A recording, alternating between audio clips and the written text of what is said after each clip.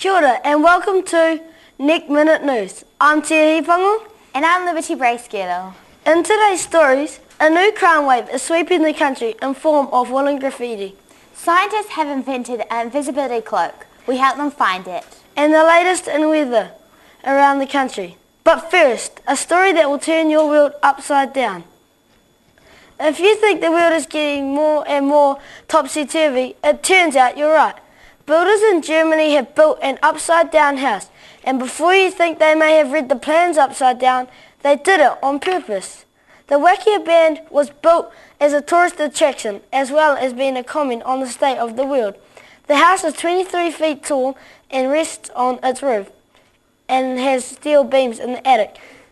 Inside the house, there are beds screwed into the ceiling, upside-down wardrobes, an upside-down kitchen, and even an upturned bath. Though it's not known if anyone has tried to have a bath in it or go to the toilet. Normally a house like this would take 3 weeks to build. This one took over 4 months because workers kept getting confused by the strange angles of the walls. Many tourists visiting the house complained of feeling sick and dizzy after just a few minutes inside. We now cross over to our reporter Christopher, who is inside the house. How are you feeling, Christopher? Thanks, Tia. It's quite strange being here today, but I'm getting used to it. Fine, you're the owner of this amazing house. Tell me, what made you to decide What made you to decide to make an upside-down house? As a child, my favourite book was for Twits, and I always loved the part when the monkeys and birds turned the Twits house upside down. What comment do you feel that the house makes about the state of the world? Well, as you would agree, the world seems to be getting crazier and crazier, and this house is a reflection of that, I guess. What are some of the challenges of the house, from the beds, bathroom and kitchens being upside down? Yes, well, that certainly makes things interesting. It's impossible to shower, so I'm a bit stinky. I tend to spend a bit of time at my friend's house and eating takeaways. And since it's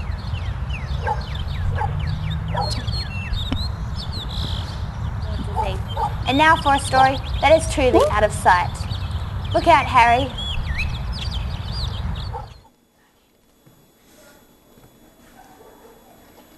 Thanks, Chris. Even watching that makes me feel dizzy. And now for a story that is truly out of sight.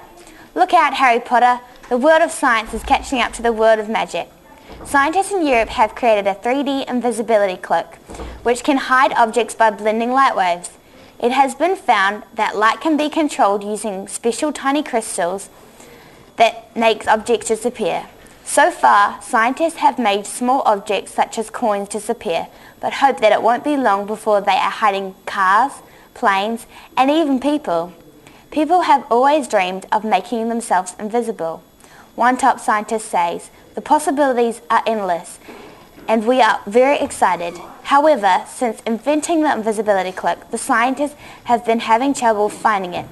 As soon as we put it down somewhere, it just disappears, the inventor of the cloak said.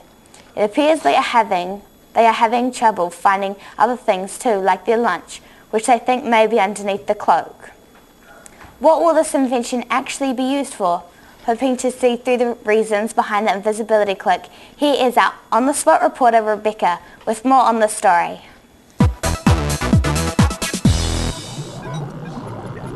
Hello, I'm Rebecca, and with me is meant to be Maynard Korahiki, one of the scientists behind the invisibility cloak.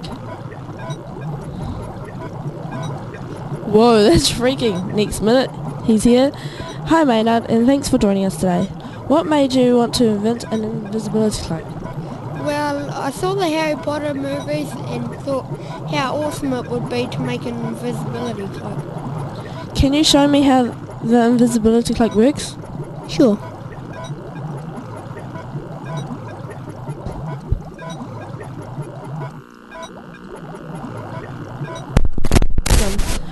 What do you hope the cloak will be useful? Well, kids could use it for playing hide and seek, and the military can use it for stealth operations. What is the largest thing that you have successfully made?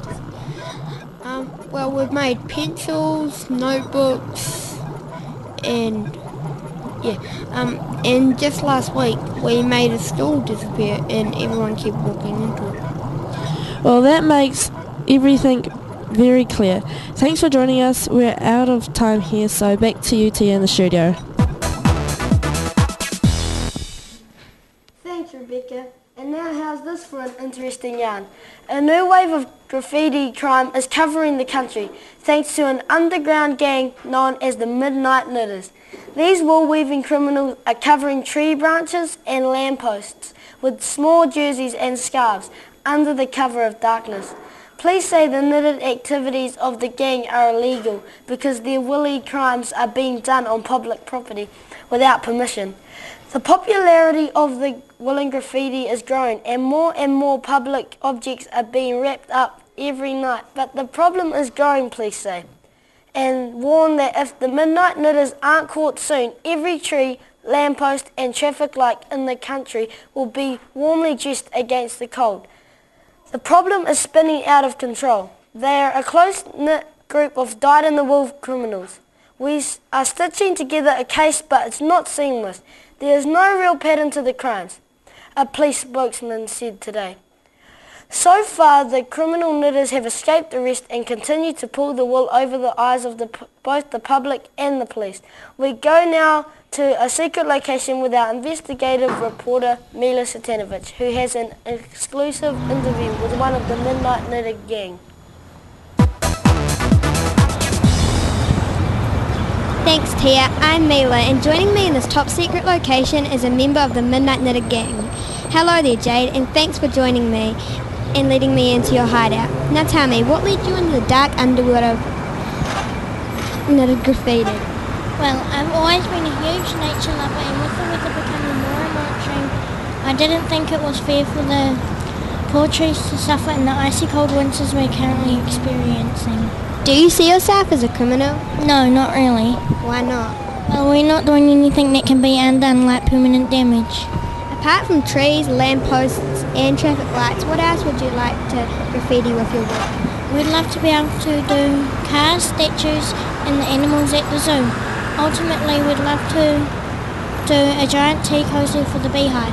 Whoa, that'd be a tall order. So how many people are in this gang, and why are you focusing on things rather than people? When there are kids going to school on bare feet. For example, why not make clothes for people? Our numbers are growing every day.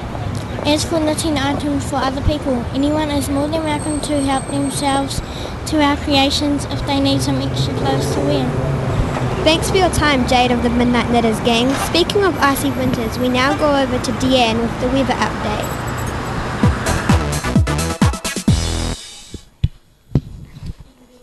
Thank you, and good evening, New Zealand. Let's have a look at tomorrow's weather. Starting in the far north, look out in Kaitaia, look out for some pretty flash flooding and raindrops as the size of your head. If you're going outside, wear a hat. Moving down to Auckland, there will be a mix of fair conditions and unfair conditions, but those are the conditions and you'll just have to accept them. There will be no weather at all for the Bay of Plenty. It takes a short holiday, but it will be expected to be back for the weekend. In Napier and Hastings, the weather will sometimes be changeable and sometimes not. We have really no idea what will happen there. In Taranaki, a mild depression brings with it a very dull day with no highlights at all. It will be overcast and gloomy all morning, but things should cheer up by the evening, so don't worry, everything will be just fine. Wellington will have another capital day. There will be no wind and all day conditions will be so pleasant they'll be actually extreme. In the tops of the South Island, Kaikoura can expect to have a good day meeting friends for lunch, going swimming and reading the newspaper. But try to stay indoors as the weather will be just terrible. A real mix for Christchurch, which will have some unreasonable rainfall, some sensible wind, moderate thunderstorms and some very angry snow. And in the lower South Dunedin will be frosty, cold, unfriendly until late morning when the sun will pop over for a visit. Everybody likes the sun. That's all from me. Remember, if it's raining outside, that's the weather for you. Good night, New Zealand, and we're back to the news desk with Liberty and Tia. Thanks, Deanne. Well, that's all we have time for. We've hoped you've enjoyed this evening's broadcast. Thank you all for watching, and we'll see you again next time. Until then, I'm Tia Hipango. And I'm Liberty Bracegettle. For Nekk Minute News, Pō Mārie.